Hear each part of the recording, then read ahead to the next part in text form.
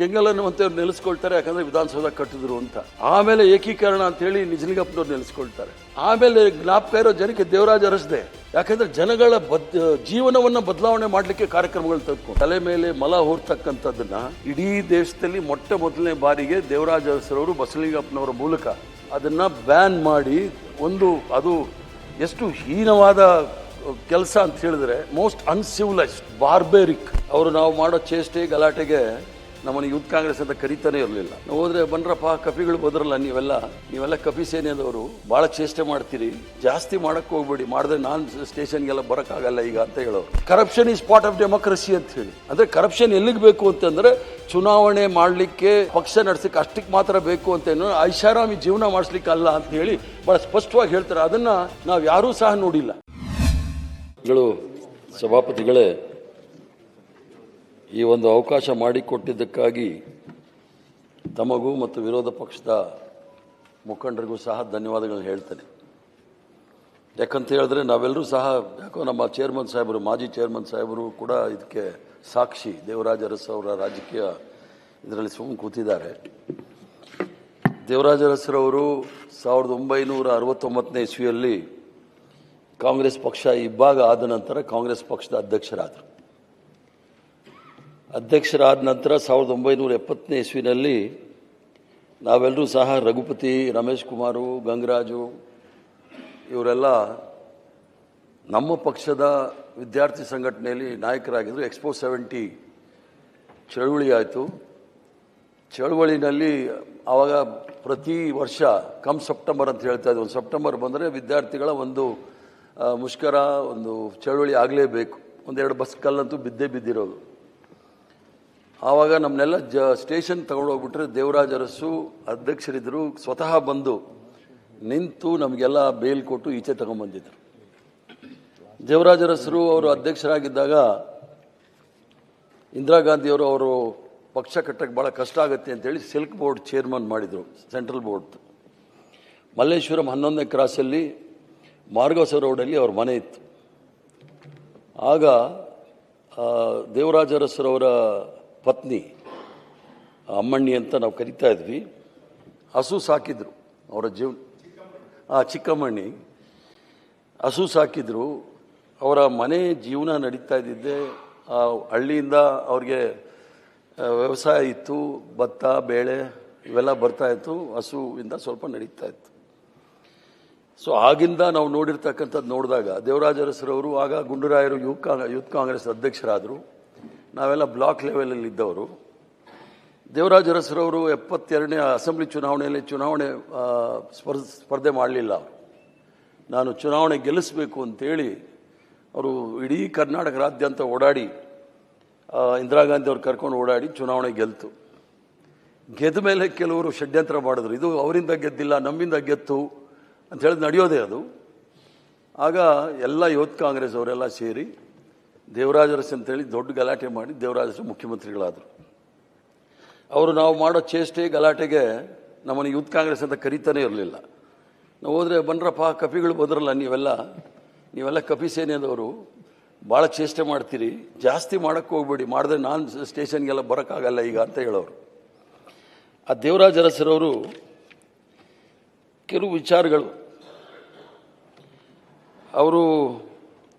ಅವ್ರಿಗೆ ಯಾವ ಥರ ಸಾಮಾಜಿಕ ನ್ಯಾಯ ಮತ್ತು ಬಡವರ ಪರ ಅವರು ತೀರ್ಮಾನ ತೆಗೆದುಕೊಂಡ ಮೇಲೆ 1977ನೇ ಇಸ್ವಿನಲ್ಲಿ ಚುನಾವಣೆ, ಕಾಂಗ್ರೆಸ್ ಪಕ್ಷ ಹೀನಾಯವಾಗಿ ಸೋತಿತ್ತು, ಕೇಂದ್ರದಲ್ಲಿ ಜನತಾದಳ ಇತ್ತು. ಆಗ ಚುನಾವಣೆಯಲ್ಲಿ ಬಸವನಗುಡಿನಲ್ಲಿ ಭಾಷಣ ಮಾಡೋಕ್ಕೆ ಜೈಲ್ ಸಿಂಗ್ನ ಕರ್ಕೊಂಡು ಹೋಗಿದ್ರು. ಆವಾಗ ಸರ್ಕಾರ ಹೋಯ್ತು ಅಂದರೆ ಪೊಲೀಸವರು ಯಾರೂ ಹಿಂದೆ ಮುಂದೆ ಇಲ್ಲ, ನಾವೇ ಅವ್ರಿಗೆಲ್ಲ 6 ಅಡಿ ಉದ್ದ ಇದ್ವಿ ಎಲ್ಲರೂ, ಇಷ್ಟು ದಪ್ಪ ಇರಲಿಲ್ಲ. ಆಗ ಹಿಂದೆ ಮುಂದೆ ನಾವೇ ಇರ್ತಾ ಇದ್ವಿ, ಅದೇನು ಮಾಡ್ತಾರೆ ನೋಡೋಣ ಅಂತ.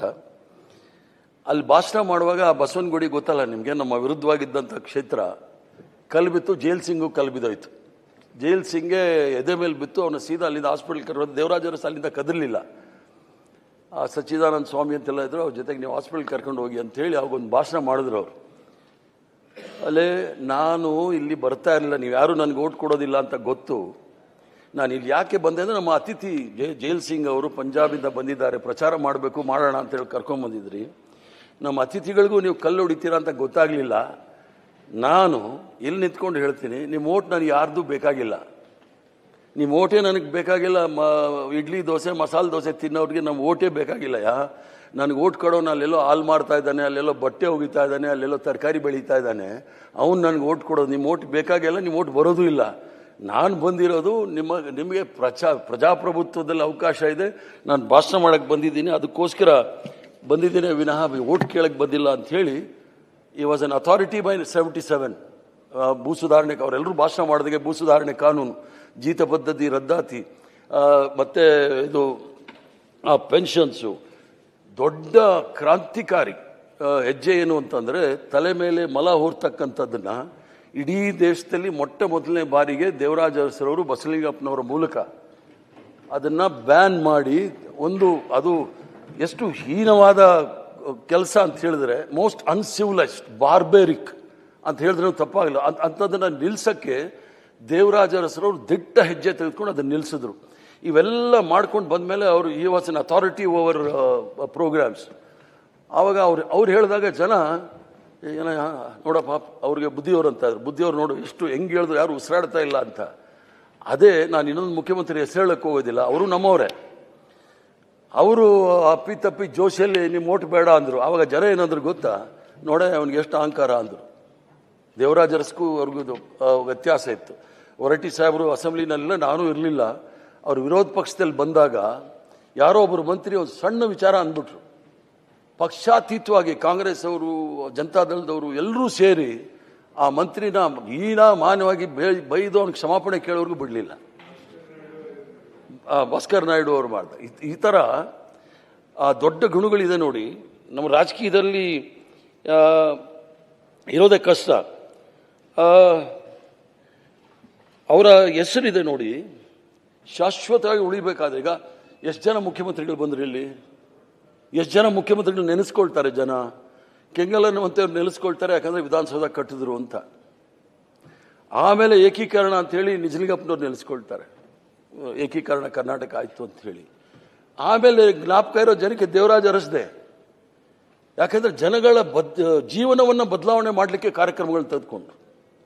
ಯಾಕಂದರೆ ಮಹಾತ್ಮ ಗಾಂಧಿಯವರು ಹೇಳ್ತಾ ಇದ್ರು ಏನಂತ, ನೀವೇನೋ ಸರ್ಕಾರದಲ್ಲಿದ್ದವರು, ಅಧಿಕಾರದಲ್ಲಿದ್ದವರು ಏನಾದರೂ ತೀರ್ಮಾನಗಳು ತೆಗೆದುಕೊಂಡಾಗ ನೀವು ಒಂದು ಬಡವನ ಸ್ಥಾನದಲ್ಲಿ ನಿಂತ್ಕೊಂಡು ನೋಡಿ, ಆ ಬಡವನಿಗೆ ನಿಮ್ಮ ತೀರ್ಮಾನದಿಂದ ಏನು ಅನುಕೂಲ ಆಗುತ್ತೆ, ಅವನ್ನ ಕಣ್ಣು ಒರೆಸೋಕ್ಕಾಗುತ್ತಾ ಅನ್ನೋದು ಇದ್ದರೆ ಮಾತ್ರ ಆ ತೀರ್ಮಾನ ತೆಗೆದುಕೊಂಡು ಒಳ್ಳೇದು ಮಾಡಿ ಅಂತ ಹೇಳಿ ಆ ದೇವರಾಜ ಅರಸು ಅಂತ ಕೆಲಸ ಮಾಡಿದೆ. ಯಾಕಂದರೆ ನನಗೆ ಗೊತ್ತಿಲ್ಲ, ರಘು ಅವ್ರನ್ನ ಹೊಗಳ್ಬಿಟ್ಟಿದ್ದೀನಿ, ಅವ್ರ ಕತೆ ಏನಾಗುತ್ತೆ ಅಂತ ನನಗೆ ಗೊತ್ತಿಲ್ಲ. ಆಮೇಲೆ ಅವ್ರ ಕೈಲೇ ನನಗೆ ಬಯಸ್ಬೋದು, ಅದು ಬೇರೆ ಪ್ರಶ್ನೆ. ಅವರು ನಿರಂತರವಾಗಿ ಹೋರಾಟ ಮಾಡಿದ್ರು ಮೈಸೂರಲ್ಲಿ. ದೇವರಾಜ ಅರಸು ಇಷ್ಟು ಮಾಡಿದ್ದಾರೆ ಅವರೇ, ನೀವು ಕಾಂಗ್ರೆಸ್ ಅವರು ಏನೊಂದು ಪ್ರತಿಮೆ ಮಾಡೋದಿಲ್ಲ ಅಂಥೇಳಿ, ನೀವು ನನಗೆಲ್ಲ ಡೀಟೇಲ್ಸ್ ಕೊಡಿ, ನಾನು ಬರಿತೀನಿ ಅಂತೇಳಿ ಬರೆದು ಒತ್ತಡ ಮಾಡಿ, ಅದು ಏನೋ DC ಆಫೀಸ್ ಹತ್ರನೋ ಎಲ್ಲೋ ಅಲ್ಲೂ ಮಾಡೋದಿಲ್ಲ ಅಂದಾಗ ನಾನು ಹೇಳಿದೆ, ಅದನ್ನು ಕರೆಕ್ಟಾಗಿ ಜಾಗ ಕಳಿಸಿ ನಾನು ಮಾಡ್ತೀನಿ ಅಂತೇಳಿ ಇದೇ ಸದನದಲ್ಲಿ ಕೂಡ ಅದನ್ನು ರೈಸ್ ಮಾಡಿ ಅದನ್ನು ನಿಲ್ಲಿಸೋದು. ಅದಕ್ಕೆ ಸಂಪೂರ್ಣವಾಗಿ ಅವ್ರಿಗೆ ಅಭಿನಂದನೆ ಸಲ್ಲಿಸ್ತೀನಿ ರಘು ಅವ್ರಿಗೆ. ಯಾಕಂದರೆ ನಾವೆಲ್ಲರೂ ಸಹ ದೇವರಾಜ ಅರಸರ ಫಲಾನುಭವಿಗಳು. ಅಂದರೆ ನಾವೇನು ಮಂತ್ರಿ MLAಗಳು ಬೋರ್ಡು ಕಾರ್ಪೊರೇಷನ್ ಆಗಿಲ್ಲ, ಕಾಂಗ್ರೆಸ್ಸಲ್ಲಿ ಇದ್ಕೊಂಡು ಬಂದಿದ್ದು ಅಷ್ಟೇ ಫಲಾನುಭವಿಗಳು. ಅವರು ಅಂಥ ದೊಡ್ಡ ಮನುಷ್ಯ. ಅವ್ರು ಹೇಳಿದಾಗ ಚಿಕ್ಕಮಗಳೂರಲ್ಲಿ ಇಂದಿರಾ ಗಾಂಧಿ ಅವ್ರು ಕರ್ಕೊಂಡು ಬಂದಾಗ ಡೆಲ್ಲಿಯಿಂದ ಅವ್ರಿಗೆ ಅವಾಗೇನು SPG ಇವೆಲ್ಲ ಏನಿಲ್ಲ, ಒಬ್ಬ ಕಾನ್ಸ್ಟೇಬಲ್ ಇದ್ದರೆ ಭಾಳ ಹೆಚ್ಚು ಪ್ರೈಮ್ ಮಿನಿಸ್ಟ್ರಿಗೆ. ಆಗ ಸಂಜಯ್ ಗಾಂಧಿ ಅವರು ಅವ್ರಿಗೆ ಒಂದು 10 ಜನ ಪೈಲ್ವಾನ್ಗಳಿಗೆ ಕಳಿಸ್ಬಿಟ್ಟಿದ್ರು. ಅವರೆಲ್ಲ ಚಿಕ್ಕಮಗಳೂರು ಬಂದಾಗ ದೇವರಾಜ ಅರಸು ನಮ್ಮ ಕೈ ನೋಡಯ್ಯ, ಅವರೆಲ್ಲ ಪೈಲ್ವಾನ್ಗಳು, ಒಂದು ಹೊತ್ತು ಊಟಕ್ಕೆ 2 ಚಿಕನ್ ತಿಂತಾರೆ, ನಿನ್ನ ಜೊತೆ ಹಿಡ್ಕೊಂಡು ಅವ್ರಿಗೆ ಊಟ ಹಾಕು, ನಮ್ಮ ಕೈಲಿ ಆಗೋದಿಲ್ಲ ಅಂತ. ಆ ಪೈಲ್ವಾನ್ಗಳು ಆಮೇಲೆ ಬೇರೆ ನಮಗೆ ಭಾಳ ಸಹಾಯಕವಾದ್ರಲ್ಲಿ, ನಾವು ಎಲೆಕ್ಷನಲ್ಲಿ ಕೆಲಸ ಮಾಡಿದ್ವಿ, ಅದು ಬೇರೆ ವಿಚಾರ.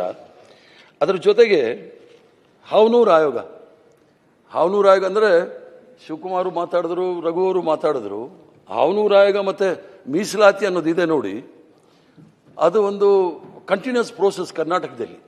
ನಾಲ್ವಡಿ ಕೃಷ್ಣರಾಜ ಒಡೆಯರ್ ಅವರು 1918ನೇ ಇಸ್ವಿನಲ್ಲಿ ಮಿಲ್ಲರ್ ಕಮಿಷನ್ ಮೂಲಕ ಅವಕಾಶ ವಂಚಿತರಿಗೆ ಸಮಾಜದಲ್ಲಿ ಸಮಾನತೆಯನ್ನು ತರಬೇಕು, ಆಡಳಿತದಲ್ಲಿ ಎಲ್ರಿಗೂ ಸಹ ಅವಕಾಶ ಇರಬೇಕು ಅಂತೇಳಿ ಮಿಲ್ಲರ್ ಕಮಿಷನ್ ನೇಮಕ ಮಾಡಿ, ಆಗ ದುರ್ಬಲ ವರ್ಗದವ್ರಿಗೆ, ಹಿಂದುಳಿದವ್ರಿಗೆ, ಅಲ್ಪಸಂಖ್ಯಾತರಿಗೆ ಮತ್ತು ಪರಿಶಿಷ್ಟ ಜಾತಿ ಪರಿಶಿಷ್ಟ ಪಂಗಡದವ್ರಿಗೆ 75% ಮೀಸಲಾತಿ. 75% ಮೀಸಲಾತಿ.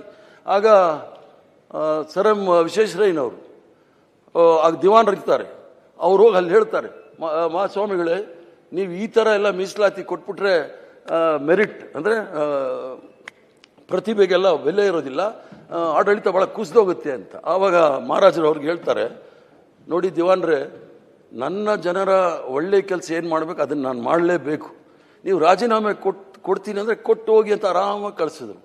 ಈಗಾದರೆ ಗಾಬರಿ ಬಿದ್ದೋಗ್ಬಿಟ್ರು, ಯಾರು ರಾಜೀನಾಮೆ ಕೊಡ್ತೀನಿ ಅಂದರೆ ಅಯ್ಯೋ ಮೊದಲು ಹೋಗಿ ಅವ್ರದ್ದು ಮಾತಾಡ ಅಂತ ಮಹಾರಾಜರು. ಅಂಥ ಇತಿಹಾಸ ಇರ್ತಕ್ಕಂಥ ಕರ್ನಾಟಕದಲ್ಲಿ ತದನಂತರ ನಾಗಣ್ಣ ಕಮಿಷನ್ ಆಯಿತು 1959-60ರಲ್ಲಿ. ಆ ನಾಗಣ್ಣ ಕಮಿಷನ್ನಲ್ಲಿ ಅವರು 69% ರಿಸರ್ವೇಷನ್ ಕೊಟ್ಟರು. ನಾಗನಗೌಡ ಕಮಿಷನ್ ಅದರಲ್ಲಿ 69% ಕೊಟ್ಟಾಗ ಬಾಲಾಜಿ ಅಂತ ಹೇಳಿ ಸುಪ್ರೀಂ ಕೋರ್ಟ್ಗೆ ಹೋಗ್ಬಿಡ್ತಾರೆ 63ನೇ ಇಸ್ವಿನಲ್ಲಿ. ಸುಪ್ರೀಂ ಕೋರ್ಟ್ ಆಗ ಒಂದು ನಿರ್ಣಯ ತಗೊಳುತ್ತೆ, ನೋಡಿ ನಮ್ಮಲ್ಲಿ ಎಂಫಿರಿಕಲ್ ಡೇಟಾ ಇಲ್ಲ, ಜನಸಂಖ್ಯೆ ಆಧಾರ ಇಲ್ಲ, ಆದ್ದರಿಂದ 50% ಮೇಲೆ ನೀವು ಮೀಸಲಾತಿ ಕೊಡಬಾರ್ದು, 50% ಒಳಗಡೆ ಇಡಿ, ಡೇಟಾ ಬಂದ ಮೇಲೆ ಆಮೇಲೆ ಯೋಚನೆ ಮಾಡಿ ಅಂತ ಹೇಳಿ ಅದು ಒಂದು ರೆಫರೆನ್ಸ್ ಮಾಡ್ತಾರೆ. ಅದನ್ನು ಜಡ್ಜ್ಮೆಂಟ್ ಅಂತಲೇ ತಗೊಂಡಿದ್ದಾರೆ. ತದನಂತರ ದೇವರಾಜ ಅರಸರವರು ಬಂದು 10 ವರ್ಷದ ನಂತರ 9 ವರ್ಷ ನಂತರ ಹಾವನೂರು ಕಮಿಷನ್ ಮಾಡಿ ಈ ರಾಜ್ಯದಲ್ಲಿ ಇರ್ತಕ್ಕಂಥ ದುರ್ಬಲ ವರ್ಗದವ್ರಿಗೆಲ್ರಿಗೂ ಸಹ ಅವಕಾಶ ಮಾಡಿಕೊಡ್ಬೇಕು ಅಂತೇಳಿ ಅವರು ಮಾಡಿರ್ತಕ್ಕಂಥದ್ದು. ಬಲಹೀನರಿಗೆ ಯಾವ ರೀತಿ ಶಕ್ತಿ ತುಂಬಬೇಕು ಅಂಥೇಳಿ ಮಾಡಿದಾಗ ಮೊದಲು 52% ರಿಸರ್ವೇಷನ್ನು, ಆಮೇಲೆ ಅದು 48ಕ್ಕೆ ಇಳಿತು, ಈಗ 38ಕ್ಕೆ ಬಂದ್ಬಿಟ್ಟಿದೆ. ಜಿಲ್ಲಾ ಪರಿಷತ್ ತಾಲೂಕ್ ಪಂಚಾಯತ್ನ ಅವಸ್ಥೆ ಹೇಳಿ. ಮತ್ತೊಂದು ದೊಡ್ಡ ವಿಚಾರ ನನಗೆ ಅಂತ ಹೇಳಿದ್ರೆ, ನಮ್ಮೆಲ್ಲರ ನಾಯಕರು ರಾಜೀವ್ ಗಾಂಧಿ ಅವ್ರ ಕೂಡ ಜನ್ಮದಿನ ಇವತ್ತು. ಅವರು ಸಹ ಈ ಪಂಚಾಯತಿ ರಾಜಲ್ಲಿ ಅವಕಾಶ ಮಾಡಿಕೊಡ್ಬೇಕು ಅಂತ ಹೇಳಿ ಸಂವಿಧಾನದ 73-74ಕ್ಕೆ ತಿದ್ದುಪಡಿ ತಂದು ಈ ದೇಶದಲ್ಲಿ ಇರ್ತಕ್ಕಂಥ ಹಿಂದುಳಿದ ವರ್ಗದವರು, ಅಲ್ಪಸಂಖ್ಯಾತರು ಮತ್ತು ಮಹಿಳೆಯರಿಗೆ ಮೀಸಲಾತಿ ಕೊಡಬೇಕು ಅಂತ ಹೇಳಿ ಅವರು ಸಂಪೂರ್ಣವಾಗಿ ಅವಕಾಶ ಮಾಡಿಕೊಟ್ಟು ಅವ್ರಿಗೆ ಮೀಸಲಾತಿ ಕೊಟ್ಟ ನಂತರ ಅದು ಆವಾಗ ಪಾಸ್ ಆಗಲಿಲ್ಲ. ಆಮೇಲೆ ನರಸಿಂಗ್ ರಾಯರು 92-93ನಲ್ಲಿ ಬಂದಾಗ ಆ ಒಂದು 73-74ಕ್ಕೆ ತಿದ್ದುಪಡಿ ಆಗಿ ಇವತ್ತು 15 ಲಕ್ಷ ಏನ್ರಿ ಗೌಡ್ರೆ ಪಾಟೀಲ್ರೆ 15 ಲಕ್ಷ ಜನ ಮಹಿಳೆಯರು ಇಡೀ ಕರ್ನಾಟಕ ರಾಜ್ಯದಲ್ಲಿ ಇದು ಪಂಚಾಯತಿ, ತಾಲೂಕ್ ಪಂಚಾಯತಿ, ಜಿಲ್ಲಾ ಪಂಚಾಯತಿ, ಕಾರ್ಪೊರೇಟರ್ಗಳೆಲ್ಲ ಆಗಿದ್ದಾರೆ. ಇದು ದೊಡ್ಡ ಕ್ರಾಂತಿಕಾರಿ. ಇದು ಅದಕ್ಕೋಸ್ಕರ ನಾವು ಹೇಳೋದು, ಇವೆಲ್ಲ ರಕ್ತರಹಿತ ಕ್ರಾಂತಿ ಮಾಡಿರ್ತಕ್ಕಂಥವ್ರು. ಭೂ ಸುಧಾರಣೆ ಕಾನೂನು ಬಂದಾಗ ನಮ್ಮದೇ ವಿಚಾರ ತಗೊಳ್ಳಿ, ನನ್ನ ಕುಟುಂಬದವರು ದಕ್ಷಿಣ ಕನ್ನಡದಲ್ಲಿ ಭಾಳಷ್ಟು ಜನ ಎಲ್ಲ ಉಳುವವರಿದ್ದರು. ಉಳುವವನೇ ಒಡೆಯ ಅಂತ ಹೇಳಿ ಮಾಡಿದಾಗ ಭಾಳಷ್ಟು ಜನಕ್ಕೆ ಅವಕಾಶಗಳು ಸಿಕ್ತು. ನನಗೂ 1-2 ಎಕರೆ ಸಿಕ್ತು, ಅದರಲ್ಲಿ ಹೇಳೋದ್ರಲ್ಲಿ ಏನು ತಪ್ಪಿಲ್ಲ. ಅಥವಾ ಅದನ್ನು ನಾವು ಹಂಗೆ ನಾವು ಪೂರ್ವಜರಿಗೆ ಬಿಟ್ಟು ಬಂದಿದ್ದೀವಿ, ಯಾರು ತಗೊಂಡಿಲ್ಲ. ನೋಡಿ ಕಿಶೋರ್ ನಗ್ತಾ ಇದ್ದಾರೆ, ಅಲ್ಲೆಲ್ಲೋ ಜಾಗ ತಗೊಂಡ್ಬಿಟ್ಟಿದ್ದೀರಾ ಅಂಥೇಳಿ. ಆ ಥರ ದೇವರಾಜ ಅರಸದ ನೀವು ಯೋಚನೆ ಮಾಡಿದಾಗ ಆ ನಾಯಕರು ಸಿಕ್ಕೋದಿಲ್ಲ. ಅದಕ್ಕೆ ಶಿವಕುಮಾರ್ ಅವ್ರು ಹೇಳ್ತಾ ಇದ್ದಿದ್ದು, ಅವರು ಬುದ್ಧ ಮರ್ತೋಗ್ಬಿಟ್ರು. ಯಾರ್ಯಾರನ್ನ ದೇವರು ಜ್ಞಾಪಕ ಇಟ್ಕೊಂಡಿರ್ತಾರೆ ಅಂದರೆ ಬುದ್ಧ ಸಮಾಜ ಸುಧಾರಕ ಮಾಡಿದ್ರು, ಬಸವಣ್ಣ ಸಮಾಜದಲ್ಲಿ ಸುಧಾರಣೆ ಮಾಡೋಕ್ಕೆ ಪ್ರಯತ್ನ ಮಾಡಿದ್ರು, ತದನಂತರ ಜ್ಯೋತಿಬಾ ಫೂಲೆ ಸಮಾಜ ಸುಧಾರಣೆ ಮಾಡಲಿಕ್ಕೆ ಪ್ರಯತ್ನ ಮಾಡಿದ್ರು, ಸಾವಿತ್ರಿಬಾಯಿ ಫೂಲೆ ಮಹಿಳೆಯರಿಗೆ ಎಜುಕೇಷನ್ ಕೊಟ್ಟಿರ್ತಕ್ಕಂಥದ್ದು, ಫಾತಿಮಾ ಬಿ ಬಂದೆ ಸರ್, ಇದು ಒಂದು ಲೈನಾಗಿ ಕ್ರಾನಾಲಜಿಕಲ್ ಆಗಿ ಬರ್ತಾ ಇದ್ದೀನಿ. ಆಮೇಲೆ ಸಾಹು ಮಹಾರಾಜರವರಿದ್ದರು. ಸಾಹು ಮಹಾರಾಜರ ಜೊತೆಗೆ ನಾರಾಯಣ ಗುರು ಅಂತ ನಾನು ಹೇಳಿಲ್ಲ ಅಂದರೆ ನೀವು ನಮ್ಮ ಮೇಲೆ ಗದಾಪ್ರಹಾರ ಮಾಡ್ತೀರಿ. ನಾರಾಯಣ ಗುರುಗಳಾದರು. ವೇಮನ ಅಂತೇಳಿ ಆಂಧ್ರದಲ್ಲಿ, ಇವೆಲ್ಲರೂ ಸಹ ಪೆರಿಯಾರ್ ರಾಮಸ್ವಾಮಿ ನಾಯ್ಕರ್ ತಮಿಳುನಾಡಲ್ಲಿ ಸಮಾಜ ಸುಧಾರಣೆ ಮಾಡಬೇಕು ಅಂತೇಳಿ ದಕ್ಷಿಣ ಭಾರತದಲ್ಲಿ ಆಗಿರ್ತಕ್ಕಂಥ ಸಮಾಜ ಸುಧಾರಣೆಗಳಿದೆ ನೋಡಿ. ಅದಕ್ಕೆ ಭದ್ರ ಬುನಾದಿ ಹಾಕಿದ್ದೆ ನಮ್ಮ ನಾಲ್ವಡಿ ಕೃಷ್ಣರಾಜ ಒಡೆಯರು ಮತ್ತು ಸಾಹು ಮಹಾರಾಜರವರು. ಅದು ಬಾಬಾ ಸಾಹೇಬ್ ಭೀಮರಾವ್ ಅಂಬೇಡ್ಕರ್ ಅವರು ಮಹಾರಾಷ್ಟ್ರದಲ್ಲಿ ಇದ್ದಾರೆ. ಅವರು ಒಂದು ಲಿಖಿತವಾದ ಸಂವಿಧಾನವನ್ನು ತಂದು ನಮ್ಮ ಮುಂದೆ ಕೊಟ್ಟಿದ್ದಾರೆ. ಈ ಸಂವಿಧಾನವನ್ನು ಮಾಡಿದ ಮೇಲೆ ಅದರ ಆಶಯಗಳನ್ನು ಸಂಪೂರ್ಣವಾಗಿ ಅನುಷ್ಠಾನಕ್ಕೆ ತರಲಿಕ್ಕೆ ಯಾರಾದರೂ ಪ್ರಯತ್ನ ಮಾಡಿದರೆ ಕರ್ನಾಟಕ ರಾಜ್ಯದಲ್ಲಿ ಮೊದಲನೆಯ ಮುಖ್ಯಮಂತ್ರಿ ಯಾರಾದರೂ ಇದ್ದರೆ ಅದು ದೇವರಾಜ ಅರಸ್ ಅಂತ ಹೇಳಲಿಕ್ಕೆ ನನಗೆ ಭಾಳ ಇಷ್ಟಪಡ್ತೇನೆ. ಯಾಕಂದರೆ ಹೆಜ್ಜೆ ಹೆಜ್ಜೆಗೂ ಕೂಡ ಸಂವಿಧಾನದ ಆಶಯಗಳು ಯಾಕೆ ಮಾಡಿದ್ರು ಸಂವಿಧಾನ, ಅದನ್ನು ನಾವು ಬಡ ಜನರಿಗೆ ಅದರ ಅನುಕೂಲಗಳನ್ನು ತಲುಪಿಸ್ಬೇಕು ಅಂತ ಹೇಳಿ ಮಾಡಿದ್ರಲ್ಲ, ಅದು ಯಾವ ಮುಖ್ಯಮಂತ್ರಿಗಳು ಮಾಡಲ್ಲ. ಅದಕ್ಕೋಸ್ಕರ ಈ ದೇಶದಲ್ಲಿ, ಪ್ರಪಂಚದಲ್ಲಿ ಅಬ್ರಹಾಂ ಲಿಂಕನ್ ಯಾವಾಗ ಸತ್ತಿದ್ದು ಯಾಕೆ ನೆನೆಸ್ಕೊಳ್ತಾರೆ ಅಂದರೆ ಸಮಾಜದಲ್ಲಿ ಸುಧಾರಣೆ ತಂದಿರೋ ಜನಗಳ ಹೆಸರನ್ನ ಇವತ್ತೂ ಸಹ ಜನ ನೆನೆಸ್ತಾರೆ. ಅಂದರೆ ಬರ್ತಾರೆ ಮಂತ್ರಿಗಳು, ಬರ್ತಾರೆ ಮುಖ್ಯಮಂತ್ರಿಗಳು, ಬರ್ತಾರೆ ಹೋಗ್ತಾರೆ.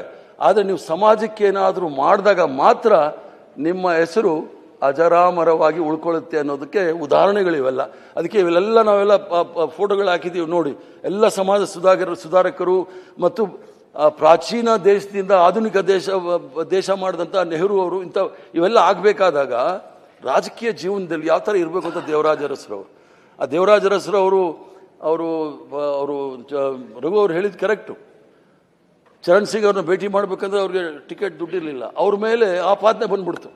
ಏನಂತ, ಅವರು 20 ಎಕರೆ ಜಮೀನನ್ನು ಅವ್ರ ಅಳಿಯ ದಿವಂಗತ ನಟರಾಜ್ ಕೊಟ್ಬಿಟ್ರು ಅಂತೇಳಿ ಅದೊಂದು ದೊಡ್ಡದು. ಬಾಕಿದೆಲ್ಲ ಬಿಡಿ ಸಣ್ಣ ಪುಡ್ದು 20 ಆಪಾದನೆಗಳು ಮಾಡಿ ಗ್ರೋವರ್ ಕಮಿಷನ್ ಅಂತ ಇತ್ತು. ಅದರಲ್ಲಿ ಏನೂ ಇಲ್ಲ. 20 ಎಕರೆ ಏನಾದರೂ ಇವತ್ತು ಅಪರಾಧನ ಅಂದರೆ ಅದೇನಾಗುತ್ತೆ ಅಂದರೆ ಬೆತ್ತಲೆ ನಗರದಲ್ಲಿ ಬಟ್ಟೆ ಹಾಕೊಂಡಿರೋವನೇ ಅಪರಾಧಿ ಅನ್ನಂಗೆ ದೇವರಾಜ ಅರಸ್ ಕತೆ ಆಯಿತು. ಈಗ ದೇವರಾಜ ಅರಸಿದ್ರೆ ಅದೇ ಕತೆ ಆಗಿರೋದು. ಬೆತ್ತಲೆ ನಗರ, ಅದರಲ್ಲಿ ಬಟ್ಟೆ ಹಾಕೊಂಡಿರೋವನೇ ಅಪರಾಧಿ. ಅಷ್ಟು ರಾಜಕೀಯದಲ್ಲಿ ಜಾನ್ ಎಫ್ ಕೆನಡಿ ಹೇಳ್ತಾರೆ, corruption is part of democracy ಅಂತ ಹೇಳಿ. ಅಂದರೆ ಕರಪ್ಷನ್ ಎಲ್ಲಿಗೆ ಬೇಕು ಅಂತಂದರೆ ಚುನಾವಣೆ ಮಾಡಲಿಕ್ಕೆ ಪಕ್ಷ ನಡೆಸಲಿಕ್ಕೆ ಅಷ್ಟಕ್ಕೆ ಮಾತ್ರ ಬೇಕು ಅಂತ ಐಷಾರಾಮಿ ಜೀವನ ಮಾಡಿಸ್ಲಿಕ್ಕೆ ಅಲ್ಲ ಅಂತ ಹೇಳಿ ಭಾಳ ಸ್ಪಷ್ಟವಾಗಿ ಹೇಳ್ತಾರೆ. ಅದನ್ನು ನಾವು ಯಾರೂ ಸಹ ನೋಡಿಲ್ಲ. ಸಮಯ ಇದೆಯಾ? ಇಲ್ಲ, ನಿಲ್ಲಿಸ್ಲಾ? ಅಲ್ಲ ತೊಂದರೆ ಇಲ್ಲ, ನಿಲ್ಸೋಲ್ಲ. ಸೊ ತುಂಬಾ ಚೆನ್ನಾಗಿ ಮಾತಾಡ್ತಾ ಇದ್ದೀವಿ. ಅಲ್ಲಲ್ಲ, ಏನು ಹಂಗೆ ಕನ್ಸಿಷನ್ ಏನು ಬೇಡ ಸರ್, ನಿಯಮದಲ್ಲಿ ಏನಿದೆ ಅದೇ ಥರ ಹೋಗೋಣ. ಸೊ ಅದರಿಂದ ಈ ಒಂದು ನಿಟ್ಟಿನಲ್ಲಿ ದೇವರಾಜ ಅರಸ್ ಮಾಡ್ತಾ ಇದ್ರು ನೋಡಿ. ಸ್ವಲ್ಪ ಮೊದಲು ಕಾಲೇಜಲ್ಲಿದ್ದಾಗ ನಾವು ಇಂಗ್ಲೀಷ್ ಮಾತಾಡೋಕ್ಕೆ ಭಯ ಬೀಳ್ತಾ ಇದ್ವಿ. ಎಲ್ಲಿ ಗ್ರಾಮರ್ ಮಿಸ್ಟೇಕ್ ಆಗಿಬಿಡುತ್ತೆ, ಯಾರು ತಪ್ಪು ತಿಳ್ಕೊಳ್ತಾರೆ ಅಂತ.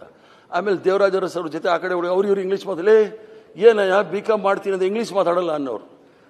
ಮೆತ್ತಿಗೆ ಪುಸ್ತಕ ಗಿಸ್ಕ ಓದಿ ಅಂತೇಳಿ ದೇವರಾಜ ಅರಸರೇ ನಮಗೆ ತಲೆಗೆ ತುರುಕಿದ್ರು. ದೇವರಾಜ ಅರಸರು ಅವ್ರ ಜೊತೆ ಯಾರೋ ಹೇಳಿದ್ರು, ಅಡ್ವೈಸರ್ಸ್ ರಘು ಅವರು ಹೇಳಿದ್ರು, ಅವ್ರ ಸುತ್ತ ಬಲಾಢ್ಯರಿದ್ದಾಗ ಅಡ್ವೈಸರ್ಸ್ ಯಾರು ಇರ್ತಾರೆ ಅಂತ. ದೇವರಾಜ ಅರಸರ ಜೊತೆ ಲಕ್ಷ್ಮಣ್ ರಾವ್, ದೊಡ್ಡ ಎಡಿಟರ್ಸ್ ಇರ್ತಾರೆ ನೋಡಿ, ನಿಮ್ಮ ರಘುರಾಮ್ ಶೆಟ್ರು, SKT ಚೂಬಾಣ ಬರೀತಾ ಇದ್ರು ಪ್ರಜಾವಾಣಿನಲ್ಲಿ, ಟಾಪ್ ಎಡಿಟರ್ಸ್.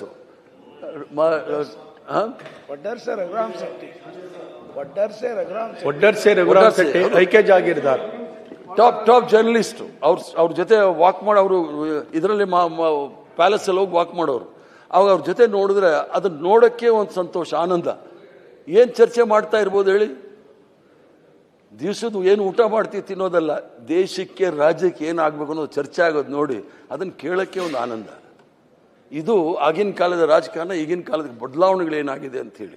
ನಾನು ಕೂಡ ಏನು ರಘು ಅವರು ಹೇಳಿದ್ದಾರೆ, ತಮ್ಮ ಮೂಲಕ ಸರ್ಕಾರಕ್ಕೆ ಒತ್ತಡ ಮಾಡ್ತೀನಿ. ಇವರು ಯತೀಂದ್ರ ಅವರು ಇದ್ದಾರೆ, ದೇವರಾಜ ಅರಸರವರ ಒಂದು ಫೋಟೋ ಎಕ್ಸಿಬಿಷನ್ ಮಾಡಿ ಅವ್ರು ಯಾವ ರೀತಿ ಬಂದರು ಜೀವನದಲ್ಲಿ ಅನ್ನೋದನ್ನು ನೀವು ಮಾಡಿದ್ರೆ ಭಾಳ ಒಳ್ಳೇದಿರುತ್ತೆ. ಅವರು ಒಂದೇ ಒಂದು ಮಾತು ಹೇಳಿ ನಾನು ಮಾತು ಮುಗಿಸ್ತೇನೆ. ಮೀಸಲಾತಿ ಅಂತ ತಂದಿದ್ದು ಬಡತನ ನಿರ್ಮೂಲನಕ್ಕಲ್ಲ.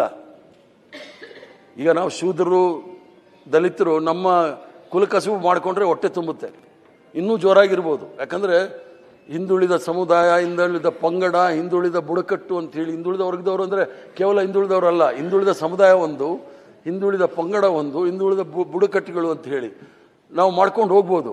ಆದರೆ ದೇವರಾಜ ಅರಸ್ ಮಾಡಿದ್ದೇನು ಅಂದರೆ, ಎಲ್ಲಾದರೂ ಟೂರ್ ಹೋಗ್ತಾರೆ ಅಂದ್ಕೊಳ್ಳಿ, ಯಾವನೊಬ್ಬ ಬೆಟ್ಟದ ಮೇಲೆ ಇರ್ತಾನೆ, ಅವ್ನು ಕರೆಸಿ ಬೋರ್ಡು ಚೇರ್ಮನ್ ಕಾರ್ಪೊರೇಷನ್ ಮಾಡೋರು. ಯಾಕೆ ಅಂದರೆ ಅವ್ನು ನಮ್ಮ ಜೊತೆ ಎಲ್ಲ ಓಡಾಡಿದ್ರೆ ಅವ್ನಿಗೆ ಧೈರ್ಯ ಬರುತ್ತೆಯಾ? ಅವನು ಬರಬೇಕು, ವಿಧಾನಸೌಧ ಬರಬೇಕು, ಅವ್ನು ನೋಡಬೇಕು, ಆಗಲೇ ಅವ್ನಿಗೆ ಧೈರ್ಯ ಬರೋದು, ಅವ್ರ ಜನಕ್ಕೆ ಜಾಗೃತಿ ಮೂಡಿಸ್ತಾನೆ ಅಂಥೇಳಿ ಸಣ್ಣ ಜಾತಿಯವರಿಗೆಲ್ಲ ಚೇರ್ಮನ್ನು ಇವೆಲ್ಲ ಮಾಡಿ ಒಂಥರ ಜಾಗೃತಿ ಮೂಡಿಸಿದ್ದು. ಯಾಕೆ ಹೇಳ್ತಾ ಇದ್ದೀನಿ ಅಂತ ಹೇಳಿ, ಮಂತ್ರಿನೂ ಮಾಡಿದ್ರು. ಏನಂದ್ರಿ? ಪತ್ತಾರು. ಇದು ಯಾಕೆ ಹೇಳ್ತಾ ಇದ್ದೀನಿ ಅಂದರೆ, ಈ ಹಿಂದುಳಿದ ವರ್ಗದವ್ರಿಗೆ ಜಾತಿ ಹೆಸರಿನಲ್ಲಿ ಸಂಘಟಿತರಾಗಕ್ಕೆ ಸಾಧ್ಯನೇ ಇಲ್ಲ. ಜಾತಿ ಹೆಸರಲ್ಲಿ ಹಿಂದುಳಿಗಳು ಯಾವತ್ತೂ ಸಂಘಟಿತರಾಗೋದಿಲ್ಲ. ಜಾತಿ ಪ್ರಜ್ಞೆನೂ ಸಹ ಹಿಂದುಳಿದವ್ರಿಗೆ ಇರೋದಿಲ್ಲ. ಯಾಕಂದರೆ ಶೂದ್ರರು ಅವ್ರನ್ನ ಗುಲಾಮರಾಗಿ ಇಟ್ಟಿರಬೇಕು ಅಂತ ಹೇಳಿ ವ್ಯವಸ್ಥೆ ಇರೋದು. ಅದರಲ್ಲಿ ಜಾತಿ ಪ್ರಜ್ಞೆ ಇಲ್ಲದ ಕೆಳಜಾತಿಗಳಿದ್ದಾರೆ ನೋಡಿ, ಇವ್ರಿಗೇನಾಗಿದೆ, ಅವ್ರದ್ದೇ ದೊಡ್ಡ ದೌರ್ಬಲ್ಯ. ಈ ಮೇಲ್ ಜಾತಿಗಳು ಇರ್ತಾರೆ ನೋಡಿ, ಆ ದೌರ್ಬಲ್ಯವನ್ನು ಉಪಯೋಗಿಸ್ಕೊಂಡು ಅವ್ರಿಗೆ ಅದು ದೊಡ್ಡ ವರವಾಗಿದೆ. ಮೇಲ್ಜಾತಿನಲ್ಲಿ ಜಾತಿ ಜಾಸ್ತಿ, ಈ ಹಿಂದುಳಿದ ವರ್ಗದವರು ಇವ್ರಿಗೆಲ್ಲ ಜಾತಿ ಅನ್ನೋದು ಇರಲ್ಲ. ಶಿವಕುಮಾರ್ ಅವ್ರು ಹೇಳಿದ್ರು, ಜಕ್ಕಪ್ಪನವ್ರು ಬಂದ್ರಿ, ನೀವು ಬಂದ್ರಿ, ಮತ್ತೆ ವಸಂತ್ ಬಂದರು ಅಂತ. ನಿಮಗೆ ನಮ್ಮ ಸುಧಾಮ್ ದಾಸ್ ಅವರಿದ್ದಾರೆ, ಸಂವಿಧಾನದ ಚೌಕಟ್ಟಿನಲ್ಲಿ ನೀವು ಬರಲೇಬೇಕು. ತ್ರಿಶಂಕುಗಳು ಆಗಿರ್ತಕ್ಕಂಥವ್ರು ಯಾರಾದರೂ ಇದ್ರೆ ಈ ದೇಶದಲ್ಲಿ ಹಿಂದುಳಿದ ವರ್ಗದವ್ರು ಅಲ್ಲೂ ಇಲ್ಲ, ಇಲ್ಲೂ ಇಲ್ಲ. ನಾನು ಅದನ್ನ ಯಾಕೆ ರೆಫರ್ ಮಾಡ್ತಾ ಇದ್ದೀನಿ, ಬಹಳಷ್ಟು ಜನ ಶೆಡ್ಯೂಲ್ ಕಾಸ್ಟ್ ಅವ್ರನ್ನ ಜನರಲ್ ಕಾನ್ಸ್ಟಿಟ್ಯೂನ್ಸಿಯಲ್ಲಿ ಫಸ್ಟ್ ಟೈಮ್ ನಿಲ್ಸಿ ಗೆಲ್ಸುವಂತ ಶಕ್ತಿ ಇದ್ದಿದ್ದು ಪಾರ್ಲಿಮೆಂಟ್ ಗೆದ್ದಿದ್ರು ಚಿತ್ರದುರ್ಗದಲ್ಲಿ. ಇಲ್ಲ ಸರ್, ಇಲ್ಲ ಕೆ ಎಸ್ ರಂಗನಾಥ್ ಅವ್ರು ಗೆದ್ದಿದ್ ಬೇರೆ ಕಾಲ ಸರ್, ಆದ್ರೆ ಇವತ್ತಿನ ಪರಿಸ್ಥಿತಿ ಹೇಳಿ. ಸೊ ಆದ್ರಿಂದ ನಿಮಗೆ ಶಿವಕುಮಾರ್ ಅವರೇ, ಸಂವಿಧಾನ ಅವರಿಗೆ ಸಂಪೂರ್ಣವಾದ ರಕ್ಷಣೆ ಕೊಟ್ಟಿದೆ. ಈ ಹಿಂದುಳಿದವರು ಹೊರಗಿದವರು ಇದ್ದಾರೆ ನೋಡಿ, 52% 48 ನನಗೆ ಗೊತ್ತಿಲ್ಲ. ಇವರು ತಮಗೆ ಉರ್ದು ಹಿಂದಿ ಚೆನ್ನಾಗಿ ಬರುತ್ತೆ. ನಾ ಗರ್ಕ ನಾ ಘಾಟ್ಕ ಅಂತ ಆಗ್ಬಿಟ್ಟಿದೆ. ಅಲ್ಲೂ ಇಲ್ಲ ಇಲ್ಲೋ ತ್ರಿಶಂಕುಗಳಾಗಿ ಇದ್ದೀವಿ. ಇವ್ರಿಗೇನಾದರೂ ಸ್ವಾಭಿಮಾನದಿಂದ ಬದುಕಲಿಕ್ಕೆ, ಗೌರವದಿಂದ ಬದುಕಲಿಕ್ಕೆ ಏನಾದರೂ ಕರ್ನಾಟಕ ರಾಜ್ಯದಲ್ಲಿ ಅವಕಾಶ ಕೊಟ್ಟಿದ್ರೆ ಅದು ನಮ್ಮ ದೇವರಾಜ ಅರಸು ಅಂತ ಹೇಳ್ಬಿಟ್ಟು ನಾನು ಮಾತು ಮುಗಿಸ್ತೇನೆ. ನಮಸ್ಕಾರ, ಜೈ ಹಿಂದ್. ಮತ್ತಷ್ಟು ವಿಶೇಷ ವಿಡಿಯೋಗಳನ್ನು ನೋಡಲು ಮತ್ತು ಹೊಸ ವಿಡಿಯೋಗಳ ಬಗ್ಗೆ ತಿಳಿಯಲು ಈ ದಿನ .com ಯೂಟ್ಯೂಬ್ ಚಾನೆಲ್ ಸಬ್ಸ್ಕ್ರೈಬ್ ಮಾಡಿ ಮತ್ತು ಬೆಲ್ ಐಕಾನ್ ಕ್ಲಿಕ್ ಮಾಡಿ.